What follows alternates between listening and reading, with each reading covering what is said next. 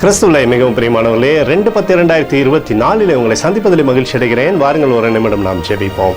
அன்பு தகப்பனே, இன்றைக்கு என்னுடைய பாதுகாப்புக்காய் ஜெபிக்கும்படி என் தேவனுடைய சமூகத்தில் வருகிறேன். என் தேவனுடைய நிறைவும் அன்பும் ஆசீர்வாதம் விடுதலும் என்னுடைய வாழ்க்கையிலிருந்து செயல்படும்படி நீர் செய்தரும்படி ஜெபிக்கிறேன். உடைய கிருபை உடைய மகிமை எப்போதும் இவருடைய வாழ்க்கையில் இருக்கட்டும் அப்பா. இயேசு கிறிஸ்து சிந்தின பரிசுத்த ரத்தத்தை இவர் மீதும் ஒரு குடும்பத்தின் மீதும் ஒரு செய்கிற சகல காரியத்தின் மீது பூசுகிறேன். ஆகவே இந்த நாள் முழுவதும் மகிமையின் ஆசீர்வாதம் இவரோடு இருந்து செயல்பட்டோம். உடைய நிறைவானது இவருடைய வாழ்க்கையில் இருக்கட்டும். உடைய பிரகாசிக்கூடிய அன்பு எப்போதும் இவரோடு இருந்து செயல்படும்படி நீர் செய்தரும்படியா ஜெபிக்கிறேன் அப்பா.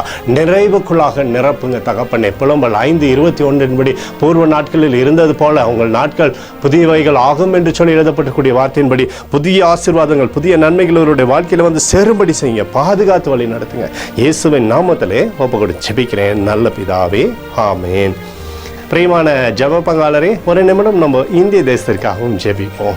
அன்பு தகப்பனே, 2/10/2024 தேசத்தின் நன்மைக்காக ஜெபிக்கும்படியாய் உடைய சமூகத்தில் வருகிறேன். தேசத்தில் கிருபை தருவீராக, அபிஷேகத்தை தருவீராக, மழையினாலும் துன்பங்களினாலும் சேதம் அடையாதபடி அப்பா நீங்கள் பாதுகாத்துக் கொள்ளுங்க. எங்களுக்காக அடித்து நொறுக்கப்பட்டிருக்கூடிய இயேசு கிறிஸ்துவும் ஒரு சிந்தனை வெளியேறப்பட்ட ரத்தத்தை வைத்து ஒப்பு கொடுக்கிறோம்.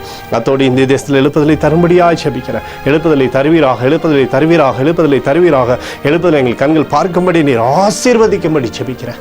நேற்றும் இன்றும் என்றும் மாறாதவராகிய இயேசுவின் நாமத்திலே அப்போது ஜெபிக்கிறேன் நல்ல பிதாவே, ஆமேன். பிரியமான ஜெப பங்காளரே, அண்ணன் நம்மளோட ஜெபத்தை கேட்டிருக்கிறார். இந்த நாள் முழுவதும் கர்த்தராகிய இயேசு கிறிஸ்துக்குள் நீங்கள் வளரும்படி உங்களை வாழ்த்தி ஆசீர்வதிக்கிறேன், ஆமேன்.